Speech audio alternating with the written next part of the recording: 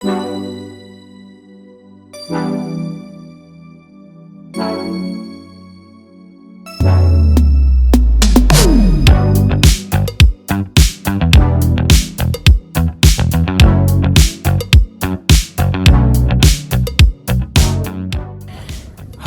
Assalamualaikum warahmatullahi wabarakatuh. Perkenalkan, saya Irfan Dwi Radianto, SD SMDS. Saya merupakan dosen tetap pada Prodi S1 Desain Komunikasi Visual Universitas Telkom Bandung.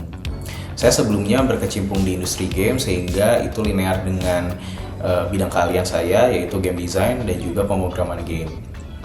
Pada kesempatan ini, saya ingin menyampaikan mengenai mata kuliah yang saya ampu yang sesuai dengan bidang keahlian saya, yaitu Interaction Design, Game Design, dan juga pemrograman game.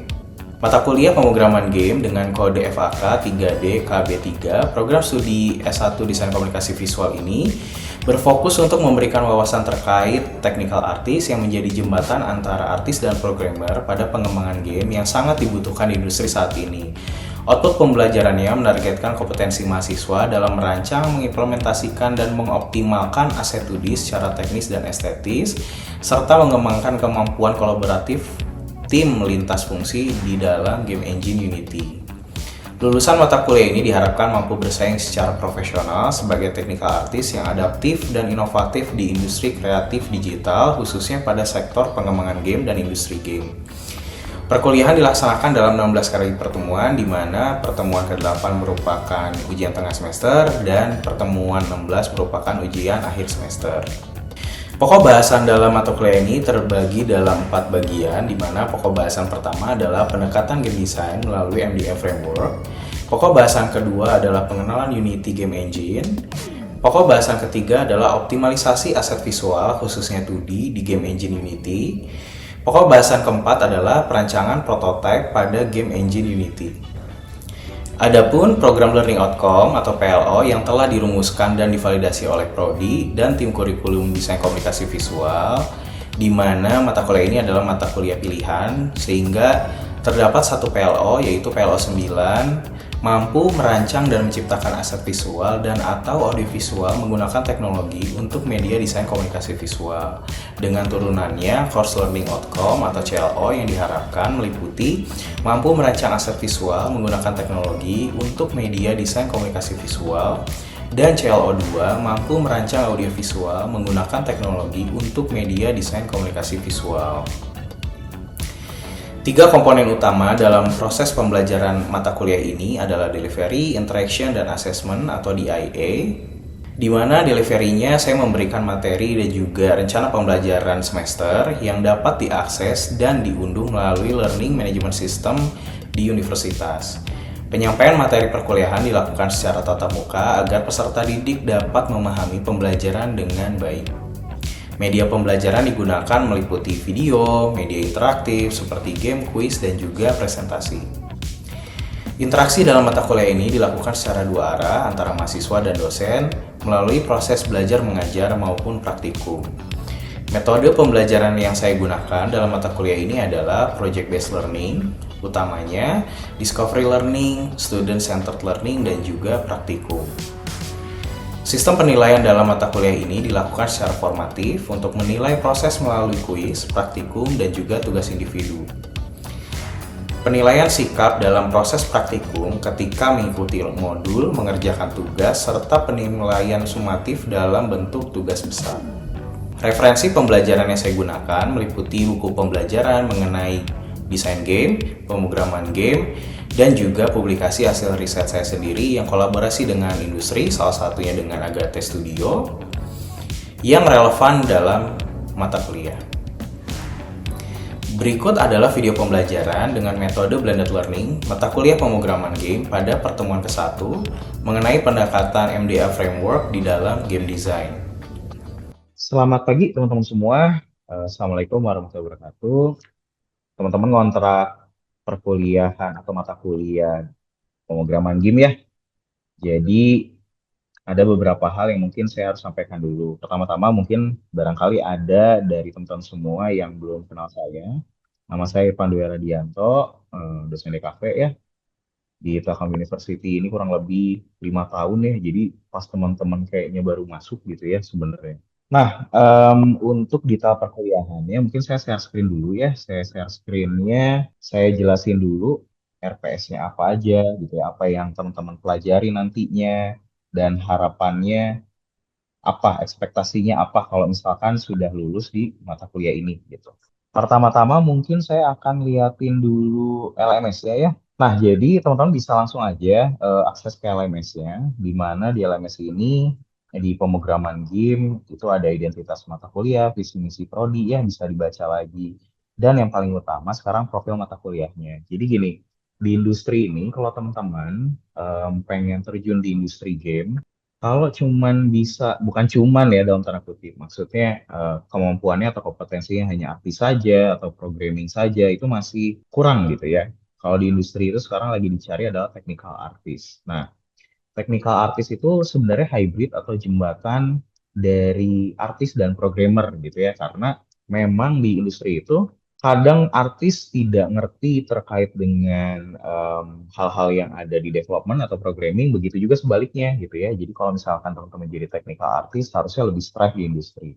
Nah, harapannya kalau misalnya teman-teman nanti lulus mata kuliah ini udah bisa jadi technical artist di industri begitu ya.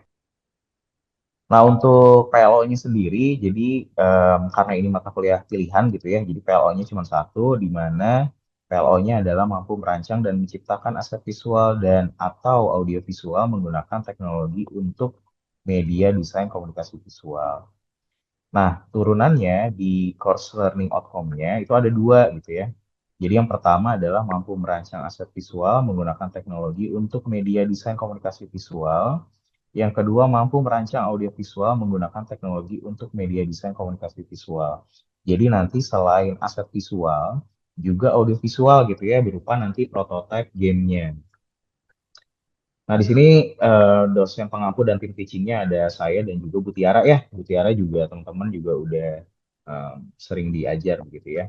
Nah, di sini ada rujukan utamanya. Jadi teman-teman bisa baca dulu gitu ya, supaya wawasan dan pemahamannya lebih mendalam, dan ini juga ada rujukan pendukungnya atau literatur pendukungnya dari jurnal saya sendiri yang bareng sama Agate gitu ya ngerjainnya, dan juga literatur lainnya.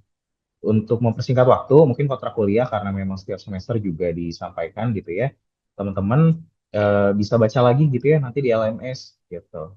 Nah, karena sekarang pertemuan pertama, apa sih yang teman-teman bisa harapin di pertemuan pertama ini? Nah, teman-teman kan sebenarnya udah semester 7 harusnya terkait dengan game design itu udah hafal banget ya. Kan mau TA ya. Masa belum apa-apa gitu ya. Cuman saya kadang mungkin seuzon loh, seuzon. Enggak sih, sebenarnya pengen agar teman-teman mengingat kembali bener-bener nggak nih paham tentang game design gitu ya dengan pendekatan MDA framework. Karena ini akan sangat berhubungan dan berkaitan erat dengan pemrograman game nanti pada saat teman-teman buat prototype. Sehingga saya mau tes dulu nih gitu ya. Cuman selain dari LMS ya, jadi semua materinya teman-teman bisa cek, videonya juga bisa cek, dan juga ada quiz ya. Cuman saya tuh kuisnya mau tes langsung gitu ya. Nah, sekarang saya stop share screen dulu. Mungkin kalau tadi di LMS ada section-section yang memang tertutup, saya akan perlihatkan terkait dengan RPS-nya gitu ya. Jadi teman-teman bisa lengkap, bisa langsung lihat gitu ya. Oke. Nah, ini RPS-nya sudah di verify ya oleh Prodi begitu ya. Jadi mitranya juga Agate, jadi nanti teman-teman juga bisa berhubungan langsung dengan Agate ya. Nah, nanti titik beratnya CLO-nya itu di 40, CL1 gitu ya, di 45%, CLO2 di 55%. Jadi nanti akan ada praktikum yang bobotnya 30%, kuis itu 15%, tugas 1 10%, tugas 2 15%, dan tugas 3-nya 30% ya. Em, Pustaka atau literaturnya masih sama ya. Nah, ini teman-teman bisa dilihat semua RPS-nya, nanti di LMS juga ada, jadi bisa diakses juga. Nah, karena kita pertemuan satu ya, jadi harapannya teman-teman memang sudah benar-benar memahami tentang MDF framework gitu ya. Dan nanti ada kuis dan tugas satu ya. Begitu ya. Nah, sekarang saya mau tesnya teman-teman nih, mungkin diwakilin aja oleh satu orang. Nanti saya minta share screen ya. Ini saya kasih di chat ya. Nah, silahkan em, siapa ya? Faiz ya. Faiz diklik aja dulu. Nah, Baik, Pak. nanti jangan di start dulu ya, tapi ya di share Oke, screen dulu. Nanti baru kita mulai. Oke, nah klik play game. klik play game. Mhm. Nah, sebelum di play gamenya, sama Faiz di checklist dulu tuh slow motionnya supaya nanti baca soalnya nggak susah. Oke, baik, Pak. Oke, Start game. Ya, baik, Pak. oke. Nah itu tinggal WSD aja lah biar start nih, bebas. Oke. Eh, cepat juga. What? Eh, oh, oke, oke, oke. Pertanyaannya di atas. Hah, oke. Estetik ya. Oke. Oke, Players.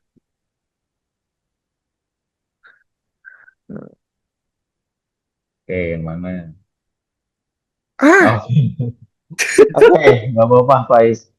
Kayaknya memang perlu direview lagi ya terkait dengan MBA Framework. Jadi itu soal-soal yang sebenarnya udah sering saya jelasin ya, dan total skor tuh ada 1.000 sebenarnya. Berarti dari 1.000 soal ini Faiz baru bener satu. Tapi nggak apa-apa. oke. Nanti teman-teman silahkan di LMS coba lagi ya kuisnya. Karena selain untuk mengukur pemahaman teman-teman gitu ya, skornya berapa gitu ya, teman-teman nanti absennya dari situ gitu ya. Sip, terima kasih Faiz ya di close aja Ya, share makin screen. dekat, Pak. Yuk. Oke, kalau gitu saya mulai ke materi aja ya. Sip, udah kelihatan ya? Oke,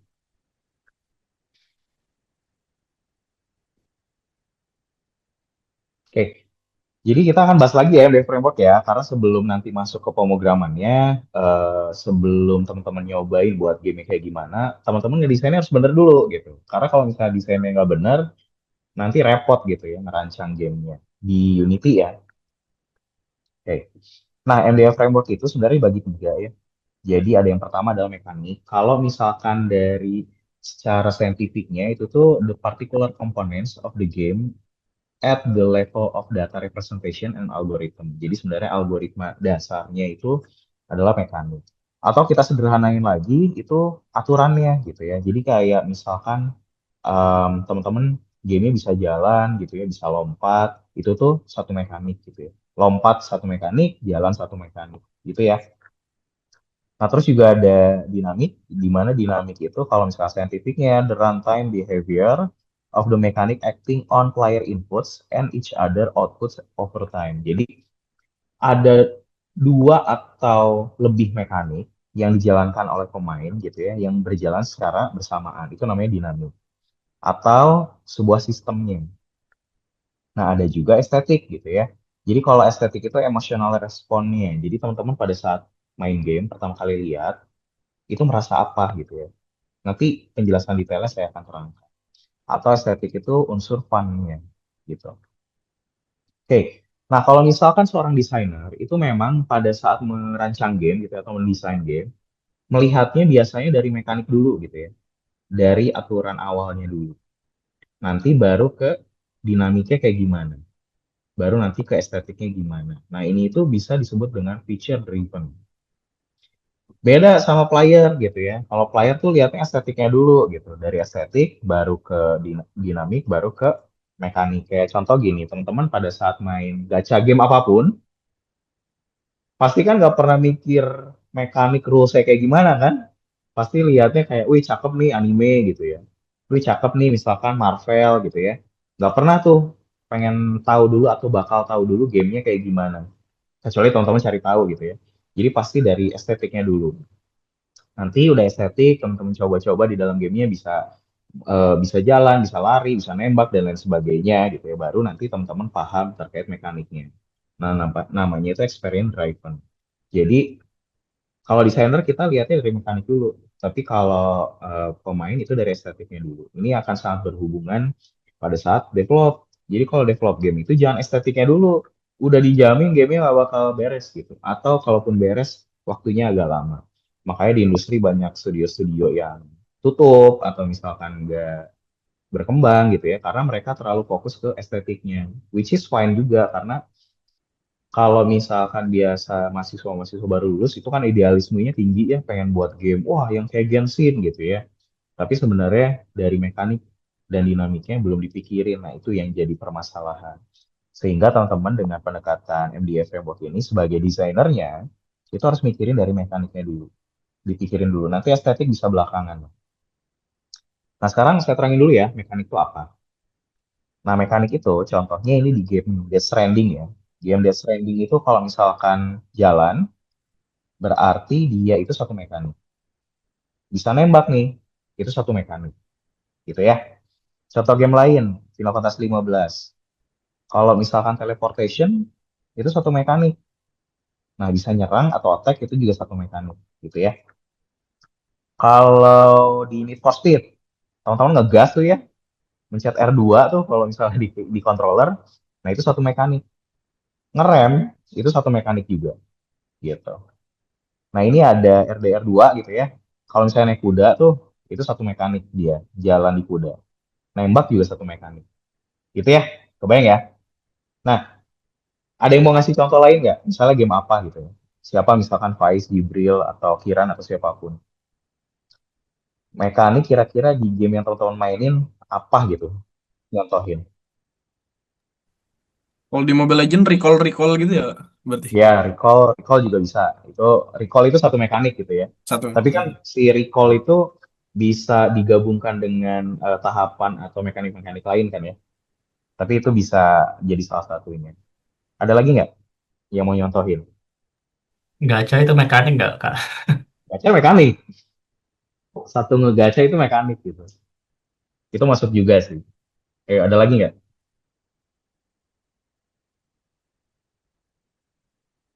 Udah cukup? Clear ya? Soal mekanik ya? Oke. Kita lanjut ke dinamik. Nah, kalau dinamik itu kayak gimana? Kalau dinamik itu misalkan nih di Death Stranding, dia itu nembak dan juga sambil jalan itu udah masuknya dinamik, ya.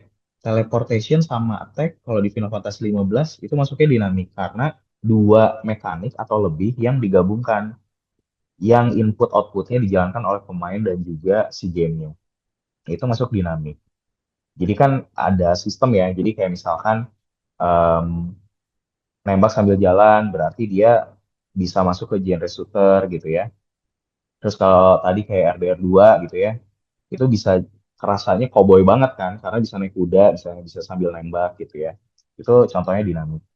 Nah, kalau misalnya di Need for Speed itu misalkan ngegas sambil ngerem gitu ya, itu jadi bisa ngepot ya atau ngedrift gitu ya. Nah, kalau di RDR2 ya itu tadi, karena memang dia gamenya cowboy gitu ya. Atau, ya cowboy sih, lebih cowboy sih. Jadi dia bisa naik kuda sambil nembak gitu. Oke, dari dinamik ada yang mau nyontohin lagi nggak misalnya apa? Boleh tanya bentar, Pak. Boleh, boleh, boleh. Gimana? Kalau misalnya saya ambil contoh game Valorant ya, Pak. Kalau di Hmm. Valorant itu kan ada mekanik jalan sama nembak Hmm. gitu ya. Ya, Itu berarti di tiap mekanik itu ada hierarkinya, ya, ya Pak. Berarti kan iya kalau betul. Valorant atau shooter gitu, yang paling dicari kan nembak-nembaknya, bukan movementnya Ya. gitu. Hmm. Ya, tapi memang benar sih. Itu bagian dari dinamik. Nah, sama kalau misalkan Valorant nih, dia tuh kan ada mekanik-mekanik skillnya tiap hero ya. Jadi misalkan paling sebel tuh kalau saya udah ketemu Jet gitu ya. Dia pakai skill apa smoke-nya, terus dia bisa loncat cepet itu kan ya. Langsung dia nge-ulti gitu. Nah, itu paling sebel banget gitu ya. Terus apalagi misalkan Sova deh gitu ya. Dia bisa em, sambil ngedrone gitu ya, ngemark gitu ya. Itu juga penggabungan dinamik. Nanti dia misalkan ngegabunginnya dia kan bisa ngedeteksi ini ya, ngedeteksi area terus nanti kitanya ketahuan tuh. Terus sama dia di ulti ayam hunter dari mana nggak tahu lah tiba-tiba kita kena gitu ya. Itu juga sama sama dinamik sih. Kayak gitu. Oke, lanjut ya. Kita ke estetik. Nah, kalau di estetik sendiri sebenarnya itu kan tadi emotional response ya. Nah, emotional response ini maksudnya Di sini ada listnya beberapa, tapi tidak terbatas ini ya. Ini hanya untuk contoh dan menggambarkan aja. Contoh, di sini ada sensation, berarti game sense pleasure. Sense pleasure-nya itu bisa dari mata, bisa dari pendengaran dan lainnya. Terus kalau misalkan ini ada naratif lagi, berarti drama gitu ya. Jadi emang naratifnya yang fokus di naratif game-gamenya. Teman-teman main Valorant, main game online saya Ragnarok atau Final Fantasy 14 misalnya. Itu tuh dia fellowship gitu ya, yang teman-teman bisa mainnya bareng. Nah, nanti kita jelasin coba satu-satu ya. Nah, misalkan estetiknya sensation. Sensation itu yang kalau misalkan ada macam-macam ya. Tadi kan sense of pleasure dari sense kita, misalkan dari penglihatan. Kalau misalnya main game ini tuh kita tuh nggak pengen selesai-selesai gitu mainnya karena visualnya tuh appealing banget atau misalnya soundtracknya bagus. Nah, itu masuk ke estetik yang sensation. Terus kalau misalkan fantasi gitu ya, di Need for Speed kan saya juga sampai pensiun kayaknya nggak bakal bisa kembali Lamborghini gitu ya. Nah, kalau di game ini kita bisa pakai Lamborghini misalnya. Lagian juga kalau misalkan pakai Lamborghini di Bojong Soang mah nabrak Lumintu kan sekali ngegas juga gitu ya. Jadi nggak realistik juga kalau misalnya di sini gitu. Terus FIFA gitu ya, kita bisa jadi pesepak bola profesional gitu ya. Kalau saya futsal aja, kadang 5 menit udah lari lagi gitu ya, udah capek gitu. Terus kalau naratif, misalkan The Last of Us gitu ya, atau banyak lah sekarang game yang naratif fokus gitu ya. Final Fantasy juga sama ya, jadi dia drama, story-nya, naratifnya yang bagus banget gitu. Bahkan kadang ada beberapa game yang gameplaynya malah lebih sedikit daripada naratifnya kayak kalau zaman saya sih gamenya Telltale ya, yang kayak The Walking Dead dan lain-lain gitu. Terus juga ada challenge. Kalau challenge biasanya itu game-gamenya platformnya menjadi challenge pemain. Bukan berarti challenge itu kayak selalu kayak Elden Ring ya, yang kayak edan kita maju aja ke attack udah langsung mokat gitu ya. Atau kayak misalnya Daso gitu ya. Nggak selalu harus kayak gitu, tapi itu juga bisa masuk. Nah, Fellowship, game-game online ya, kayak misalkan Final Fantasy 14 atau Valorant atau apapun itu bisa masuk ke Fellowship. Kalau Discovery itu biasanya yang teman-teman tuh explore nge apa ya, nge-discover tempat-tempat baru. Contohnya misalnya kayak Tomb Raider atau No Man's Sky kan kita nyari-nyari planet tuh ya, planet-planet yang baru gitu-gitu. Atau misalkan game apa ya kemarin saya baru main tuh Opus gitu kalau nggak salah Opus jadi kita kayak nge-discover discover galaksi tapi ada naratifnya juga. Nah, bisa juga tuh estetik itu nggak cuma satu, misalkan discovery dan juga naratif itu juga bisa, jadi nggak terbatas satu gitu ya. Expression biasanya di game-game RPG ya atau game-game online juga, jadi misalkan si bajunya bisa ganti-ganti tergantung ya, apalagi sekarang game gacha kan apa skin gitu ya, karakter bisa digimanain gitu ya. Terus juga game-game RPG kan biasanya skill-skillnya itu bisa disesuaikan sama yang kita mau ya. Kayak teman-teman main Baldur's Gate tuh, itu kan bisa disesuaikan mau spellnya bisa yang mana ditingkatin dan lain sebagainya gitu. Kalau submission biasanya buat game-game yang untuk menunggu waktu gitu ya, game-game dalam tanda kutip ya, itu game-game receh gitu ya. Kayak lebih saya nungguin Gojek gitu ya atau nungguin temen misalnya ya main-main yang saya pikiran kayak gitu-gitu. Ini juga ada kayak BJWL sama Tetris itu ya gamenya sesinya singkat atau game-game arcade sih biasanya. Nah, jadi sebenarnya game design itu apa sih gitu ya atau poin dari MDF Framework tadi. Jadi sebenarnya dia itu ngebuat experience ya sama rules di dalam game gitu ya. Dan di mana rules dan aturan-aturan dan juga pengalaman ini yang teman-teman desain itu dapat ngebuat pemain itu immerse gitu ya. Entah tujuannya apapun ya. Dan sekarang itu game itu nggak cuman atau interaktif media pada umumnya nggak cuman buat main aja, tapi sebenarnya bisa dimanfaatkan untuk tujuan-tujuan lain, entah simulasi. Kayak misalnya di Unpar tuh, mereka buat game VR, tapi sebenarnya itu simulasi eh, untuk calon-calon dokternya gitu ya, pada saat delivery melahirkan ibu hamil gitu ya. Jadi pakai VR tuh. Ya kan nggak mungkin kan simulasinya langsung tiba-tiba pakai ibu yang mau melahirkan banget gitu ya. Ada yang deg-degan kan, takut salah segala macam. Jadi bisa disimulasikan dengan VR gitu gamenya dan lain sebagainya. Jadi tujuannya itu variety dan juga wide gitu, nggak cuman untuk entertainment.